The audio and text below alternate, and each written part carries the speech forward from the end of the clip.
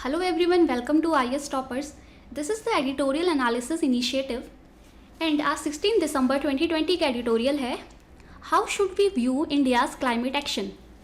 इसका कंटेक्स्ट है the need for improvements in energy efficiency. इसे हम जानेंगे डिटेल में। तो आइए स्टार्ट करते हैं। इंडिया अभी 4th लार्जेस्ट एनर्जी कंज्यूमर है थ्रू आउट द वर्ल्ड। उसके साथ ही we rank 4 among the top carbon emitters of the world after China, US, European Union. It is estimated कि जो इंडिया का एनर्जी यूज़ है it will be more than double by 2040। तो यानी energy requirement India की बढ़ने वाली है। एनर्जी रिक्वायरमेंट बढ़ेगी तो एनर्जी प्रोडक्शन बढ़ाना पड़ेगा। एनर्जी प्रोडक्शन बढ़ाना पड़ेगा तो ग्रीन हाउस गैस का एमिशन भी बढ़ेगा। तो इसके लिए हमें क्या चाहिए, हमें एनर्जी एफिशिएंसी की ओर ध्यान देना पड़ेगा to achieve the goals of Paris climate agreement. तो आइए जानते हैं एनर्जी एफिशिएंसी क्या होती है। What is energy efficiency and energy intensity? Energy efficiency क्या होती है? It is the electricity consumption per unit of output. यानी सेम अमाउंट ऑफ आउटपुट देने के लिए कितनी एनर्जी कंज्यूम हो रही है। Let us take an example here. ये 3 बल्ब्स हैं आपके सामने। सेम अमाउंट ऑफ आउटपुट देने के लिए सबसे कम एनर्जी एलईडी बल्ब लेता है, तो यानी इसकी एफिशिएंसी ज़्यादा हुई। ओके तो हायर द एनर्जी एफिशिएंसी, जिसकी एनर्जी एफिशिएंसी ज़्यादा होगी less energy will be required to perform same task. Okay तो दिस इज़ एनर्जी एफिशिएंसी। जितना एनर्जी का इनपुट होता है उससे हमें कितना यूजफुल एनर्जी आउटपुट मिल रहा है, तो इसका जो ये रेशियो हो दैट इज़ एनर्जी एफिशिएंसी। तो किसी भी कंट्री का एम रहता है कि वो ज़्यादा से ज़्यादा एफिशिएंट डिवाइसेस बनाए, ओके जिससे एनर्जी एफिशिएंसी इंक्रीज हो। What is energy intensity? It is the amount of energy required for same levels of output. इस एग्जाम्पल पे आउटपुट तीनों का सेम है, बट जो अमाउंट ऑफ एनर्जी रिक्वायर्ड है, ये जो बल्ब है ये ज़्यादा एनर्जी रिक्वायर कर रहा है तो इसकी एनर्जी इंटेंसिटी क्या होगी, ज़्यादा होगी। ध्यान रखिए एनर्जी एफिशिएंसी ज़्यादा होगी एलईडी बल्ब की, बट एनर्जी इंटेंसिटी ज़्यादा होगी ट्रेडिशनल बल्ब की। ओके तो किसी भी कंट्री का एम रहेगा कि वो एनर्जी इंटेंसिटी को लोअर करे, डिक्रीज करे। सो इसे हम कैसे कर सकते हैं? It is calculated by taking ratio of energy use to GDP. यानी जीडीपी में जितना भी प्रोडक्शन हुआ किसी एक कंट्री में और कितना एनर्जी लगा, अगर हम इसका रेशियो लगाएंगे तो हमें एनर्जी इंटेंसिटी मिलेगा। तो किसी भी कंट्री के लिए डिज़ायरेबल होगा कि उसकी एनर्जी इंटेंसिटी कम से कम हो, यानी कम से कम एनर्जी में हमें ज़्यादा से ज़्यादा प्रोडक्शन हो और जीडीपी उसका इंक्रीज हो। It is use to assess energy efficiency of a particular economy, कि किसी भी इकोनॉमी की एनर्जी एफिशिएंसी कितनी है। एनर्जी इंटेंसिटी कम होगी तो एनर्जी एफिशिएंसी ज़्यादा होगी, और ये इंडिकेट करता है कि किसी भी इकोनॉमी में एनर्जी कैसे मॉनेटरी आउटपुट पे जनरेट हो रही है। Why energy efficiency is important? किसी भी कंट्री की एनर्जी एफिशिएंसी इंप्रूव होने से क्या होगा कि सेम अमाउंट ऑफ आउटपुट करने के लिए कम एनर्जी लगेगी, और जिससे क्या होगा, ग्रीन हाउस गैस का प्रोडक्शन कम होगा। Okay nearly 70% of global carbon emissions reduce हो सकते हैं bye improving the energy efficiency right now. India can avoid the generation of 875 terawatt hours per year.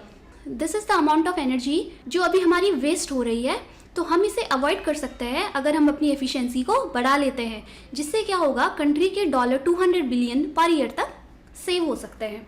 Okay तो यानी this is the amount of energy which is being wasted every year only because हमारी जो devices हैं, हमारी जो industries हैं, वहाँ पे एनर्जी एफिशिएंट वो नहीं है। एनर्जी एफिशिएंसी का इंक्रीज होना is a prerequisite, that is ये एक मैंडेटरी कंडीशन है for developing countries to adopt expensive energy system. इसका क्या मीनिंग है? डेवलपिंग कंट्री रिलाई करती है फॉसिल फ्यूल्स पर, और फॉसिल फ्यूल्स क्या होते हैं, they are comparatively cheaper, but उससे क्या होता है कि ग्रीन हाउस एमिशन ज़्यादा होता है। तो अगर किसी भी डेवलपिंग कंट्री को एक्सपेंसिव एनर्जी सिस्टम चाहिए, यानी high quality like solar energy की ओर जाना है, विच इज कंपैरेटिवली जो उसका इंस्टॉलेशन कॉस्ट होता है दैट इज हायर, अगर वहाँ पे जाना होगा तो उसके लिए क्या होगा, हमें एफिशिएंसी बढ़ानी पड़ेगी, जिससे ही वो they will use these technologies for carbon capturing, storage of electricity, and they will move forward towards other technology solution. Now, what is the Indian scenario? आपने पेरिस क्लाइमेट क्लाइमेट डील के बारे में पढ़ा होगा, तो हर कंट्री का एक intended nationally determined contribution का टारगेट था। तो उसके तहत इंडिया का क्या था कि 2030 तक इंडिया ने प्लेज किया था कि वो अपना ग्रीन हाउस एमिशन को 33 से लेकर 35% तक कट कर देगा 2030 तक। एंड फिर क्या करेगा, इंडिया की जो non fossil fuel power capacity है उसको वो इंक्रीज कर देगा 40% से till 2030। And these are other some targets you can see it here. तो यानी इंडिया ने इतने कमिंग टाइम्स पे इस एग्रीमेंट के, तो India has done a significant progress in the achievements of energy efficiency. जो इंडिया की एनर्जी इंटेंसिटी है जीडीपी की, वो हाफ हो चुकी है। हमने डिस्कस किया था कि एनर्जी इंटेंसिटी हमें कम करनी चाहिए and it is halved since 1980। Okay, और जो एनर्जी इंटेंसिव इंडस्ट्रीज हैं उन्होंने भी ऐसे कुछ मीजर्स अडॉप्ट किए हैं जिससे एफिशिएंसी इंप्रूव हुई है। Now what are the challenges? First challenge is ample amount of time, money and efforts are needed to improve energy efficiency across energy intensive industries। अब ये energy intensive industries क्या होती हैं? जैसे कुछ इंडस्ट्रीज़ हैं, मैन्युफैक्चरिंग इंडस्ट्रीज़, जैसे cement manufacturing industry है, आयरन एंड स्टील इंडस्ट्री है, पेट्रोकेमिकल है, एग्रीकल्चर है, ग्लास मैन्युफैक्चरिंग है।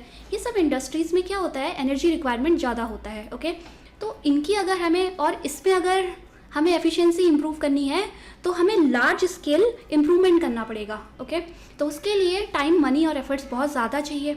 जो इंडिया के इकोनॉमिकली लैगिंग स्टेट्स या डिस्ट्रिक्ट्स हैं उनकी इकोनॉमिक एफिशिएंसी मच लोअर है as compare to developed states of India.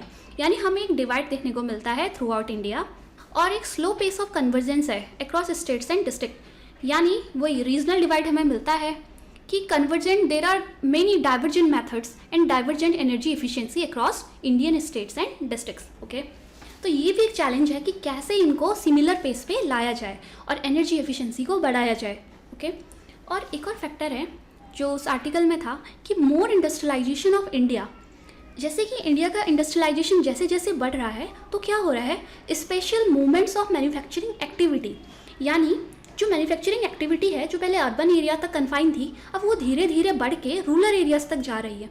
Rural areas तक जा रही है तो उससे क्या हो रहा है कि जो उनका एनर्जी एफिशिएंसी कॉम्प्रोमाइज़ हो पा रहा है because of lack of suitable measures, और we can say because of lack of technology which they are adopting in rural areas. Okay, एक और चैलेंज है कि क्लाइमेट कॉन्शियस एडवांस कंट्रीज होंगी तो they always want to impose import tariffs on fast growing economies।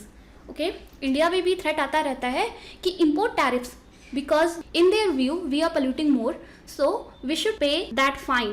and finally the global climate change agenda, it focuses more on renewable energy and technological advancement। यानी वो more focus करता है कि energy का creation कैसे हो, यानी renewable energy sources पे हो, बट वो लेस फोकस करता है ऑन एनर्जी एफिशिएंसी। इसका क्या मतलब है कि जो एग्जिस्टिंग हमारे एनर्जी के सोर्सेज हैं उसको कैसे एफिशिएंट बनाया जाए, इस पर फोकस नहीं हो रहा है।